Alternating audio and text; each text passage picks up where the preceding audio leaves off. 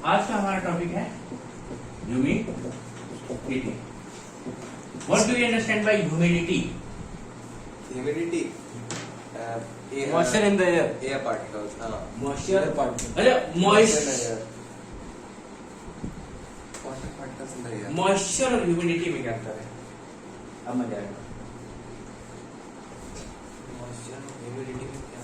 भैया मॉइस्चर तब होता है जब गर्मी होती ज्यादा, तो वाटर जो इवेपोरेट होता है वो मॉइस्चर होता है। देखो जब मॉइस्चर होता है, आपको सर्दियों में स्किन सूख जाती है, तब आप क्या लगाते हो? मॉइस्चराइजर। मॉइस्चराइजर। मॉइस्चराइजर में क्या होते हैं? ऑयल्स होते हैं। ऑयल। जब सरफेस को वेट किया जा रहा हो, ऑयल या वाटर कुछ भी हो, तो वहां क्या होगा? Moisture. मॉइस्चर होगा। लेकिन जहां सिर्फ पानी की बात करें, वहां क्या होगी? Humidity. ह्यूमिडिटी। ठीक है, जब हम सिर्फ पानी की बात कर रहे हो तो क्या है? ह्यूमिडिटी होती है। और ह्यूमिडिटी क्या है? एयर में dampness. Dampness in the air is known as Humidity.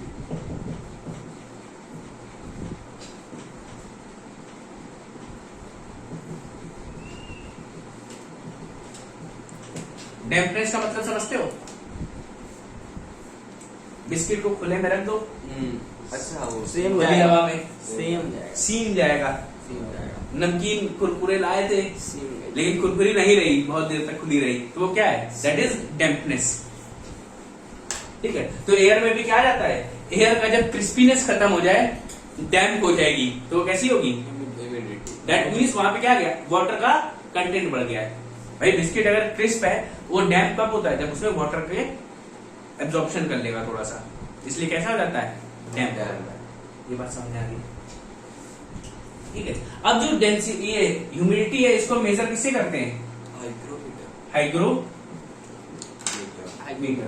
पहले मेजर्ड बाय हाइग्रोमीटर। ये बात समझ में आ गया? यहां तक कोनो समस्या है? अब देखो ह्यूमिडिटी क्या होती है, अलग अलग टाइप की होती है। तो सबसे पहले हम बात करते हैं एब्सोल्यूट ह्यूमिडिटी। ठीक है, क्या है Absolute. Absolute humidity? एब्सोल्यूट क्या है? The amount of water in unit volume of air, या लिख सकते हो 1 मीटर क्यूब। ठीक है, क्या हो रहा है? The amount of water in unit volume of air, मतलब 1 मीटर क्यूब जो एयर है, उसमें जो वाटर का अमाउंट है, दैट इज एब्सोल्यूट ह्यूमिडिटी। कोई दिक्कत नहीं? ये बात समझ में आ रही? इसको नोट करो। द एब्सोल्यूट ह्यूमिडिटी क्या है? The amount of water in unit volume of air. ठीक है, तो इससे हमें क्या पता चलता है? It tells the amount of moisture in air. क्या बताता है? It tells the Amount of moisture in air. Moisture in air. ये बात समझ में आ गई? ये क्या थी? Absolute humidity. Next one is relative humidity.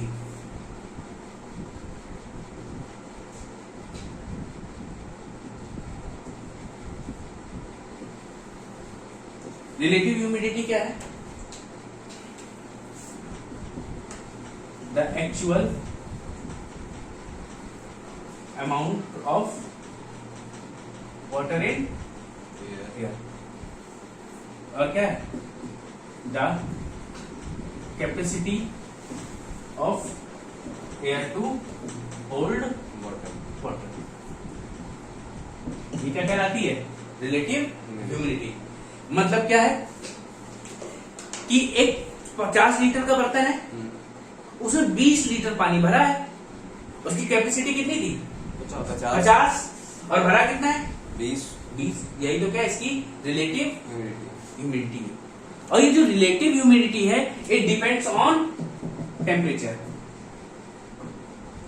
अगर ये भैया 50 लीटर में 20 लीटर भरा है, तो हर लीटर में कितना भरा था स्पेस के हिसाब से, तो वो हो जाता है एब्सोल्यूट। हाँ वो यूनिट वॉल्यूम में कितना है तो वो एब्सोल्यूट जाता है। ठीक है। तो रिलेटिव ह्यूमिडिटी किस पे डिपेंड करती है? टेम्परेचर। टेम्परेचर पे डिपेंड करती है। जैसे जैसे टेम्परेचर बढ़ेगा, ये नोट कर लिया ना नीचे वाला, इसको नोट कर लो फिर कराते हैं।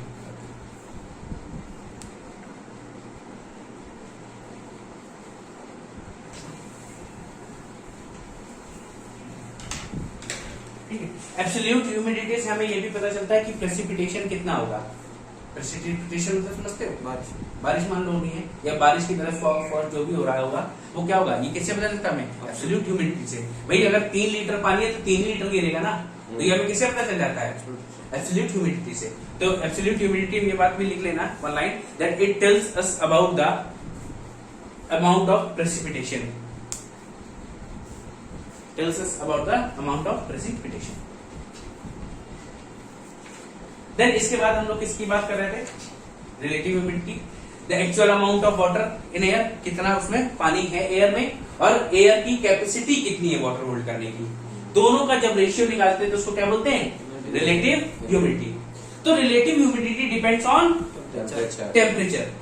जैसे जैसे टेम्परेचर बढ़ता है वाटर कैरिंग कैपेसिटी एयर की बढ़ जाती है। As temperature rises water carrying capacity increases. कोई दिक्कत? और टेम्परेचर अगर कम हुआ तो कैरिंग कैपेसिटी डिक्रीजेस। ठीक, ये बात समझ में आ रही है? तो सपोज दैट टेम्परेचर ज्यादा हो गया, टेम्परेचर ज्यादा हुआ, तो अगर इसकी की अभी वैल्यू थी कितनी? 100 थी। टेम्परेचर बढ़ा तो इसकी वैल्यू कितनी हो जाएगी? 500 हो जाएगी। बढ़ गई ना? बढ़ गई ना? कोई दिक्कत? तो ये बढ़ गई, और यहाँ पे जो वॉल्यूम था, यहाँ पे वॉल्यूम था 20। कोई दिक्कत? यहाँ पे वॉल्यूम कितना था? 20 था। तो अब बताओ रिलेटिव ह्यूमिडिटी में क्या इफेक्ट पड़ा टेम्परेचर राइज होने पे? एक बार 20/100, एक बार 50 बाई 20 बाई 500। तो रिलेटिव ह्यूमिडिटी क्या हो रही है? कम हो रही है। अगर टेम्परेचर राइज होगा तो रिलेटिव ह्यूमिडिटी कम हो गई, just because it will increase the water carrying capacity of air. ये बात समझ में आ रही है? तो क्या टेम्परेचर राइज होने पे रिलेटिव ह्यूमिडिटी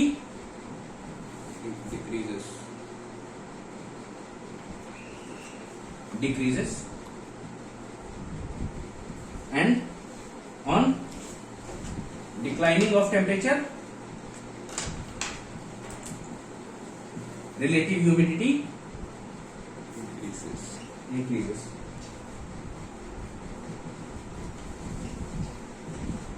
ये बात समझ में आ रही है?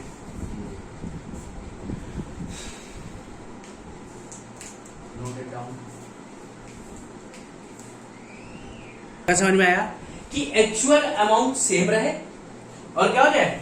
वाटर कैरिंग कैपेसिटी चेंज हो जाए या बढ़ जाए। क्यों? क्योंकि टेम्परेचर में राइज हुआ था तो रिलेटिव ह्यूमिडिटी क्या हो जाएगी? कम हो जाएगी। और अगर ये टेम्परेचर कम हो जाता तब क्या होता? रिलेटिव ह्यूमिडिटी बढ़ जाती। रिलेटिव ह्यूमिडिटी बढ़ जाती। ये बात समझ में आई? अच्छा, अब देखो रिलेटिव ह्यूमिडिटी मतलब सॉरी कैरिंग कैपेसिटी बहुत ज्यादा होने का मतलब है क्या जरूरी है कि उसमें उतना पानी हो? नहीं भाई अगर आपके पेट को भूख लगती है, आप खा सकते हो 20 रोटी, लेकिन मैंने आपको 2 रोटियां दी तो क्या होगा? 2 ही खाओगे। That means availability of water is also important for it. भाई डेजर्ट्स के ऊपर गए, डेजर्ट्स में टेम्परेचर कैसा है? हाई, बहुत हाई है। एयर वहां की कैसी होगी? टेम्परेचर ज्यादा होगा तो उसकी वाटर कैरिंग कैपेसिटी भी ज्यादा होगी। बट राजस्थान में रेगिस्तान में पानी नहीं है। रेगिस्तान में पानी नहीं है तो भैया कितनी भी कैपेसिटी हो कि आप खा तो 100 रोटी सकते हो, लेकिन जब 100 रोटी कोई देर तक तो खा लोगे। बात समझ में आ रही है? क्या आइसक्रीम खाने की क्षमता आपकी है? सर्दियों में आप कितनी आइसक्रीम खा सकते हो? 2 से 1 या 2 खा लो कहीं, ठीक है, चलो कभी कभी खा ली। लेकिन गर्मियों में अगर कोई रोज आइसक्रीम खिलाए तो खाली खा लोगे। तो टेम्परेचर क्या होता है गर्मियों में? ज्यादा होता है। तो गर्मियों में हो सकता है कि आप 20 आइसक्रीम भी खा लो, लेकिन घर वाले कितनी दिला रहे हैं? 2 खानी 20 है, दिला दी 2।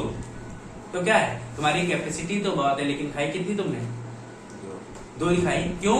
Just because of availability. तो क्या है, वाटर अवेलेबिलिटी भी बहुत इंपॉर्टेंट रोल प्ले करती है इन रिलेटिव ह्यूमिडिटी। ये बात समझ में आ गया? यहां तक कोई दिक्कत है? ठीक है, तो लिख लो, if actual amount remain same, if actual amount remains same,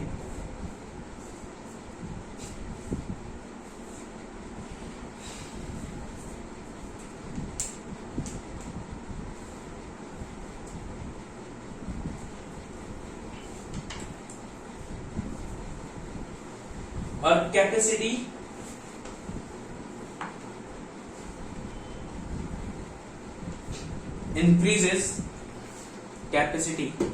increases, then relative humidity will क्या होगा? डिक्रीज हो जाएगी।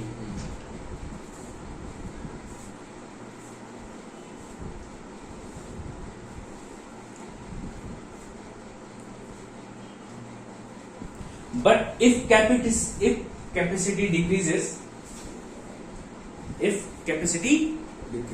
decreases, then relative humidity will increase. यहां तक बात समझ में आ गई? ठीक है, अगले लाइन से देखना, humidity also depends on availability of water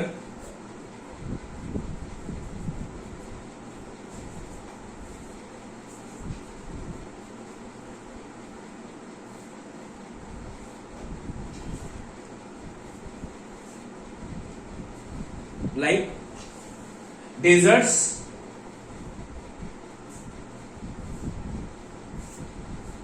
have high temperature,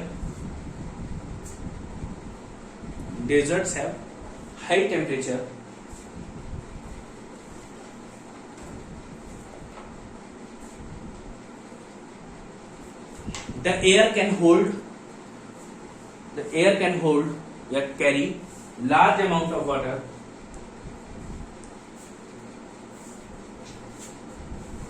the air can hold large amount of water, but due to scarcity of water,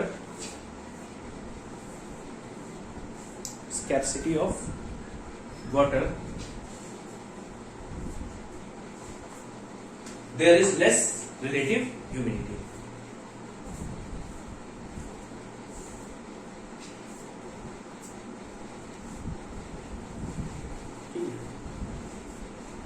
ये बात समझ में आ गया?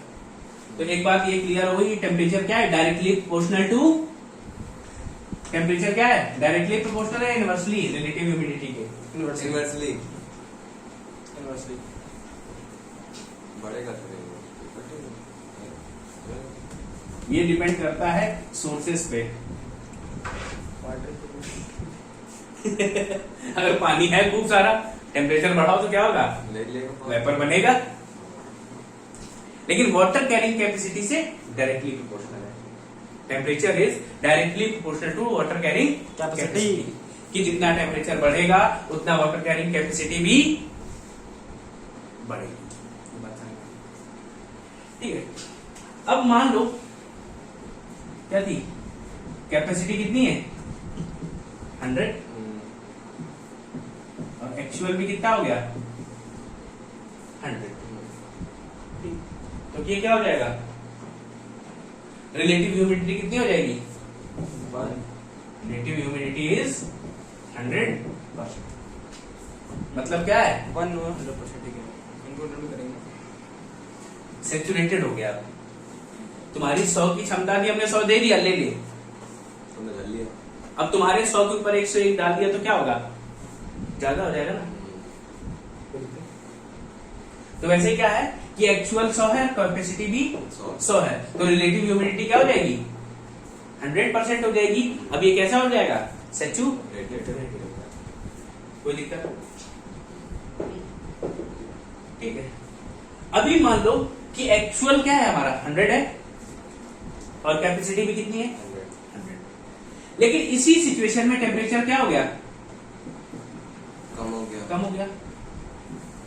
एक्चुअल कितनी रहेगी 100 लेकिन कैपेसिटी कितनी हो जाएगी 50 कम हो जाएगी, कुछ ना कुछ तो कम हो जाएगी। मान लो हमने 90 मान ली। अब यहां पे क्या हो गया 10% एक्स्ट्रा हो गया। अब ये जो 10% एक्स्ट्रा हो गया ये क्या करेगा, ये प्रेसिपिटेट हो जाएगा, it will turn into due, means किस भी कन्वर्ट हो सकता है। ठीक है, ये 10% एक्स्ट्रा है, will precipitate,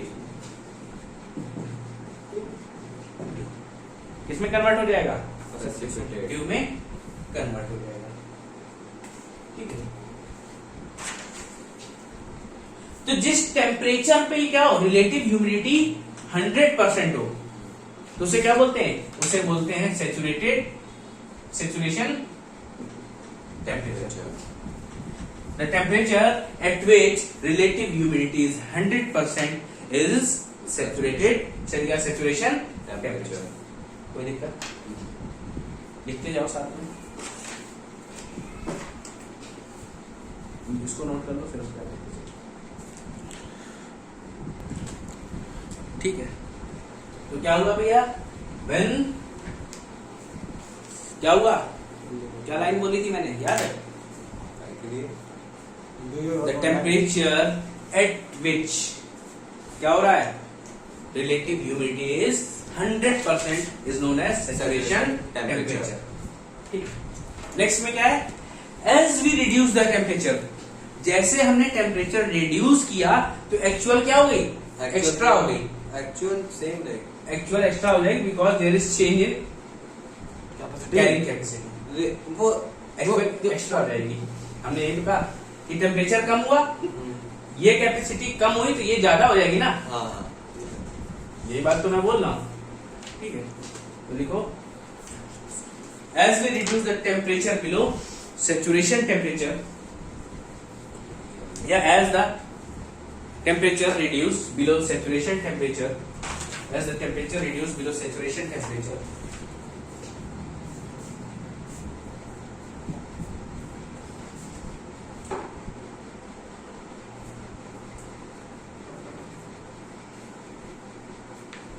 the excess water vapor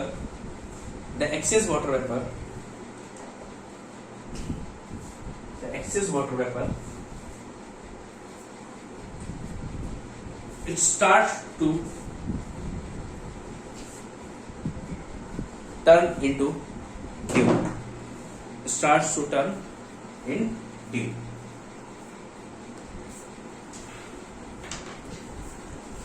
hence saturation temperature is also known as dew point।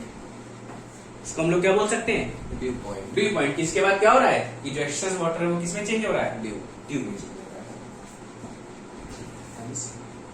Saturation temperature is also known as dew point।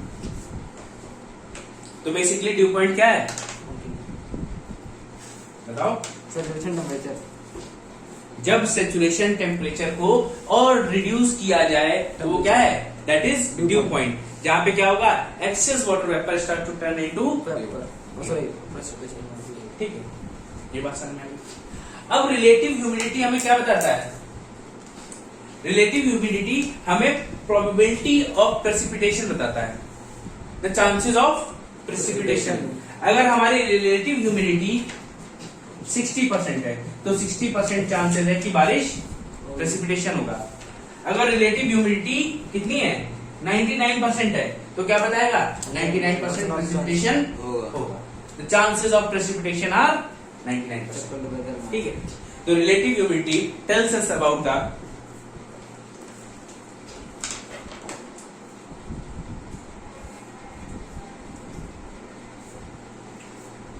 chances of precipitation और ड्यू फॉर्मेशन।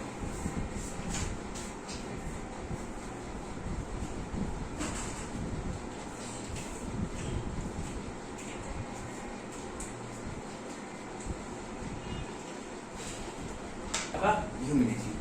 हमारा नेक्स्ट एटमॉस्फेयर का component है condense. ठीक है, तो आप खड़े थे तो बंदा नेक्स्ट वन इज कंडेंसेशन।